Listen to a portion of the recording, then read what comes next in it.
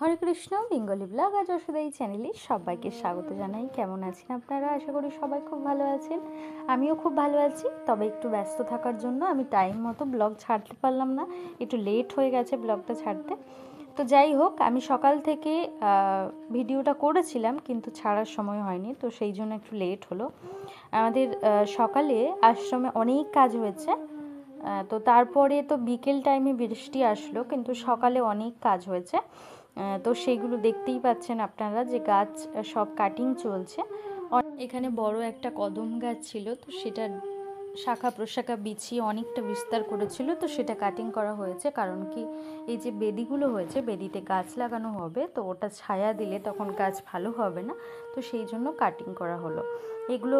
এই যে সব কদম গাছ কাটা হয়েছে না, তো সেই জন্য চারিদিকে অপরিষ্কার রয়েছে, তো এগুলো সব ক্লিয়ার করা হবে। তো আমি আপনাদেরকে দর্শন করাচ্ছি আশ্রমের কি কি কর্ম হচ্ছে, তো সেগুলো তো আপনারা দর্শন করছেন। আর আমাদের সামনে খুব প্রিয় একটি মাস, যেটা বলে থাকেন যে দামোদর মাছটা ভগবান অফার করেন, অল্পতেই উনি খুশি হয়ে যান। তো সেই মাসটাতে যে দামোদর অষ্টকম করতে হয়, সেই দামোদর অষ্টকমটা আমি সুন্দরভাবে রেকর্ডিং করেছি, চেষ্টা করেছি। কতটা সুন্দর হয়েছে জানি না, তো আপনারাই সেটা বলতে পারবেন। আর তো সেটা আমি কাজ করছিলাম, তো সেটা খুব তাড়াতাড়ি আমি আপলোড দেব, আপনারা দর্শন করবেন। আর এখানে দেখুন কর্ম হচ্ছে যেটা, সেটা হচ্ছে একদম, আমি বলেইছিলাম যে এটা দীক্ষার একটি রুম হচ্ছে, তো প্রতিনিয়ত একটু একটু কাজ এগিয়ে যাচ্ছে। আপনারা সেটা দর্শন করেছেন, আগেও আমি দুবার দর্শন করিয়েছি। তো তখন প্লাস্টার ছিল না, এখন প্লাস্টার হয়েছে, আর ওপরে আচ্ছাদনও দেওয়া হয়েছে। সামনে একটা হরি মন্দির হচ্ছে, সেটাও আপনারা দর্শন করছেন। তো দীক্ষার এই রুমটা সুন্দরভাবে রেডি তৈরি হয়ে গেলে আর কি, তো তারপরে এখানেই দীক্ষা শুরু হবে। তো জানি না কোন ভক্তের ভাগ্যে এখানে প্রথমেই দীক্ষা গ্রহণ রয়েছে, হয়তো জানি না। তো যাই হোক, তবে এই যে মন্দিরটি তৈরি হচ্ছে, এত সুন্দরভাবে তৈরি হবে, এটা আপনারা দেখলে এটা বুঝতে পারবেন যে কতটা সুন্দরভাবে তৈরি হবে। যখন এখানে সব কলকা আঁকা হবে, আলপনা দেওয়া হবে, তখন এটা দেখতে আরও সুন্দর লাগবে। আর এই যে আমি একটু কাটিং আপনাদের দিয়েছি, কি আমাদের শুটিং হয়েছিল, আমার মেয়েকে আমি গোপাল সাজিয়েছি, তো সেটারই শুটিং হচ্ছিল। আর এখানে চন্দন গাছের সাইডে যেটা দেখতে পাচ্ছেন কুঁড়েটা, ওই কুঁড়ে ঘরটা হচ্ছে, বলেইছিলাম আমি, নিমাইয়ের জন্মস্থান হচ্ছে ওখানে।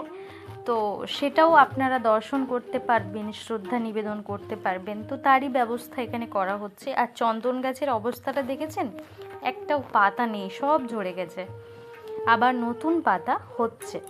তো চন্দন গাছটাও বহুত দিন থেকে আমরা দর্শন করছি, কিন্তু ব্যাপার হচ্ছে অনেকেই বলে থাকেন যে চন্দন গাছ যখন দেখতে পেয়েছি সেন্ট তো পাবোই, কিন্তু না, সেন্ট কিন্তু একেবারেই নেই। জানি না কবে সেন্ট আসবে।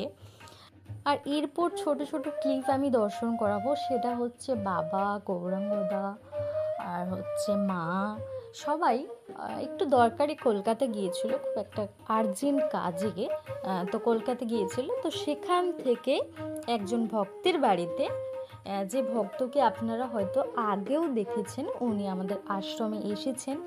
প্রত্যেকটি অনুষ্ঠানে উনি চেষ্টা করেন আসার জন্য, কিন্তু উনিও তো কাজে ব্যস্ত, তাই সব সময় দেওয়া হয় না, সব সময় আসতে পারেন না। তো আজকে কাছাকাছি বাবা গিয়েছেন বলে ওই ভক্তের আবেদন যে আমাদের বাড়িতে আসতে হবে, তো সেই জন্য বাবা 2 মিনিটের জন্য হলেও গিয়েছিলেন। তো সেই জায়গারই আমি ছোট ছোট ক্লিপ আপনাদের আমি দর্শন করাচ্ছি, যেখানে চলছে চরণ ধৌত এবং মাল্যদান, তো এইগুলো চলছে। তো আপনারাও দর্শন করুন। হরে কৃষ্ণ।